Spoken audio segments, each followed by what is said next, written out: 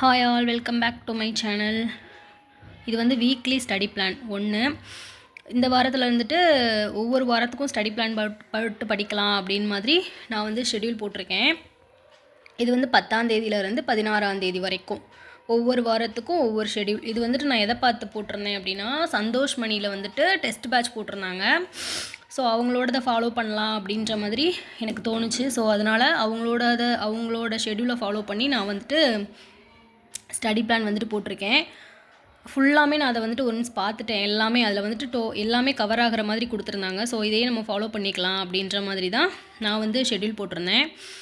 அவங்களோட ஷெட்யூலை பார்த்து நான் வந்து ஸ்டடி பிளான் போட்டிருந்தேன்.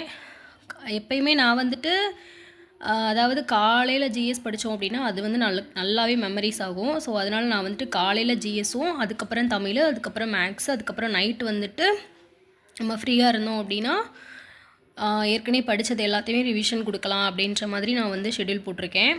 இப்போ மண்டேலேருந்து சண்டே வரைக்கும். ஆனால் சண்டே வந்துட்டு நம்ம என்னெல்லாம் படித்தோம் அப்படின்றது வந்துட்டு ஃபுல்லாக ரிவிஷன் பண்ணுற மாதிரி தான் என்னோடய ஷெட்யூல் இருக்குது. இது வந்துட்டு காலையில் நம்ம 3:30க்கு எந்திரிச்சா மட்டும்தான் ஜிஎஸ் முடிக்க முடியும். நான் ஏற்கனவே ஒரு வீடியோவில் சொல்லியிருப்பேன். பாப்பா இருக்கங்காட்டிக்க காலையில் எந்திரிச்சு படித்தா மட்டும்தான் அந்த டயத்தில் தான் என்னால் ஜிஎஸ் கம்ப்ளீட் பண்ண முடியும். மற்ற நேரம் வந்துட்டு என்னால் ஜிஎஸ் வந்துட்டு எடுத்து படிக்க முடியாது. ஒரு வேளை நான் எந்திக்கலை அப்படின்னா அன்றைக்கி என்னால் ஜிஎஸ் படிச்சிருக்க முடியாது. அடுத்து ஃபுல்லாக அவளை வச்சுக்கிட்டு இருக்கும்போது என்னால் தமிழும் மேக்ஸும் மட்டும்தான் பார்க்க முடியும். ஸோ அதை கனெக்ட் பண்ணி தான் நான் வந்துட்டு ஸ்டடி பிளான் வந்து போட்டிருக்கேன். காலையில் எழுந்திரிச்சு அவங்க வந்துட்டு இது கொடுத்துருந்தாங்க, விடுதலை போராட்டத்தில் தமிழ்நாட்டின் பங்கு, அதுக்கப்புறம் ஆங்கிலேயருக்கு எதிரான தொடக்க கால கிளர்ச்சிகள், அப்புறம் விடுதலை போராட்டத்தில் பெண்களின் பங்கு, இந்த 3 டாபிக் கொடுத்துருந்தாங்க. நான் வந்துட்டு ஒவ்வொரு டாப்பிக்கும் ரெண்டு நாள் எடுத்து படிக்கலான்ற மாதிரி ஷெட்யூல் போட்டிருக்கேன். இப்போ திங்கக்கிழமை அப்புறம் செவ்வாய்க்கிழமை 2 நாள் சேர்த்து இந்த விடுதலை போராட்டத்தில் தமிழ்நாட்டின் பங்கு முடிச்சிடலாம். அதுக்கப்புறம் புதன்கிழமையும் வியாழக்கிழமையும் ஆங்கிலேயருக்கு எதிரான தொடக்க கால கிளர்ச்சிகள், அப்புறம் வெள்ளிக்கிழமையும் சனிக்கிழமையும் விடுதலை போராட்டத்தில் பெண்களின் பங்கு, அப்புறம் சண்டே பார்த்தோம் அப்படின்னா ஃபுல்லாக அந்த இந்த வாரம் ஃபுல்லாக நம்ம என்ன படித்தோமோ அதை ஃபுல்லாக ரிவிஷன் கொடுக்கணும். அதே டயத்துக்கு 3:30க்கு எந்திரிச்சா மட்டும்தான் இதை ஃபுல்லாக படிக்க முடியும். அதுக்கப்புறம் தமிழ். இப்போ நான் 5:30க்கு புக்கு மூடி வைக்கிறேன்னா திரும்ப நான் புக்கு எடுக்கிறதுக்கு 10 மணி ஆயிரும். வீட்டு வேலையெல்லாம் பார்த்துட்டு துணி இலசுறது, பாத்திரம் கழுவுறது, பாப்பாவை பார்க்குறது, அவளை கொண்டு போய் பால்வாடியில் விட்டுட்டு அதுக்கப்புறம் தான் திரும்ப நான் வந்துட்டு புக் எடுக்க முடியும். அதனால தான் நான் ஃபஸ்ட்டு 3:30 to 5:30 போட்டுட்டு அதுக்கப்புறம் 10 to 12:30 வரைக்கும். ஏன் 10 to 12:30 வரைக்கும் அப்படின்னா 12:30 வரைக்கும் அவள் வந்துட்டு பால்வாடியில் இருப்பாள். பாப்பா வந்துட்டு 12:30க்கு அப்புறம் நான் போய் கூட்டிகிட்டு வரணும். ஒவ்வொரு நேரம் அவள் அழுதுட்டா அப்படின்னா அவங்க ஃபோன் பண்ணி கூப்பிட்ருவாங்க. நான் அங்கேயே போய் இருக்கிற மாதிரி இருக்கும். அதுக்கப்புறம் சாப்பாடு ஊட்டி கூட்டிகிட்டு வர மாதிரி தான் இருக்கும். ஸோ அந்த டயத்தில் வந்து நான் தமிழ் படிக்கலாம் அப்படின்ற மாதிரி ஏற்கனவே ஷெட்யூல் போட்டிருந்தேன். அதை வச்சு இந்த இதுக்கு நான் ஸ்டடி பிளான் போட்டு வச்சுருக்கேன்.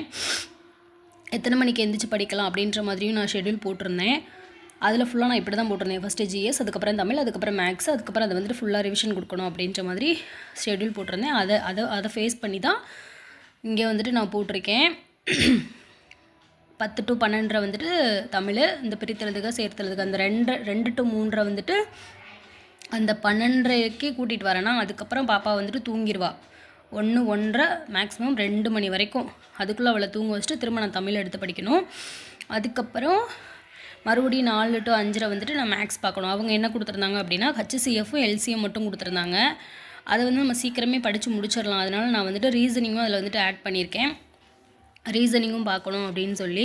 இப்போ 4 to 5:30 மேக்ஸு, அப்புறம் மறுபடியும் நம்மளுக்கு வீட்டு வேலைகள் இருக்கும். வீட்டு வேலைகள்லாம் முடிச்சுட்டு மறுபடியும் 7:30 to 9:00 மேக்ஸ் தான் பார்க்கணும். அதுக்கப்புறம் நம்ம ஃப்ரீயாக இருந்தோம் அப்படின்னா பாப்பா தூங்கிட்டா அப்படின்னா மறுபடியும் நம்ம காலையிலேருந்து என்ன தமிழ் படித்தோம் அப்படின்றத ரிவிஷன் போடணும்.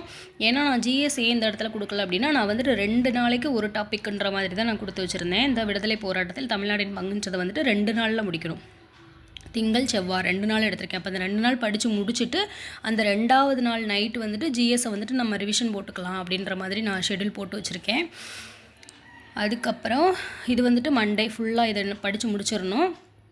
அதே மாதிரி செவ்வாய்க்கிழமைக்கும் அதே மாதிரி போட்டிருக்கேன். நாள் வந்துட்டு ஹச்சிசிஎஃப் பார்த்துடலாம், 2வது நாள் வந்துட்டு எல்சிஎம் பார்த்துடலாம், 3வது நாள் ஏதாவது கம்ப்ளீட் பண்ணாமல் வச்சுருந்தோம் அப்படின்னா மறுபடியும் நம்ம எல்சிஎம்மே எடுக்கலாம். இல்லைனா அந்த 2ஐயும் சேர்த்து படிக்கணும் அப்படின்ற மாதிரி நான் மைண்டில் நினச்சிருக்கேன். ஸோ அந்த மாதிரி நான் வந்துட்டு ஷெட்யூல் போட்டிருக்கேன். வெள்ளிக்கிழமை, சனிக்கிழமை, சண்டே வந்துட்டு ஃபுல்லாக ரிவிஷன் மட்டும்தான். எக்ஸ்ட்ரா நான் டாபிக் வந்துட்டு படிக்கிற மாதிரி வைக்கலை. 6 நாள்லேயே எல்லாம் முடிச்சிடுற மாதிரி. ஏன்னா அவங்க வந்துட்டு டெஸ்ட்டு வீக்லி 1 டெஸ்ட்டு மாதிரி அவங்க ஷெட்யூல் போட்டிருந்தாங்க. ஸோ நம்ம அதையே ஃபாலோ பண்ணி நம்மளும் ஸ்டடி பிளான் போடலான்ற மாதிரி தான் போட்டிருக்கேன். ஸோ 7 நாளுக்குமே நம்ம வந்துட்டு படிக்கிற மாதிரி வச்சுக்கக்கூடாது. 6 நாள் படிச்சுட்டு 7வது நாள் வந்துட்டு அதை வந்து ஃபுல்லாக ரிவிஷன் கொடுக்கணும் அப்படின்ற மாதிரி ஷெட்யூல் போட்டிருக்கேன். நம்ம வீட்டு வேலையும் பார்த்துக்கிறணும், பாப்பாவையும் பார்த்துக்கிறணும்.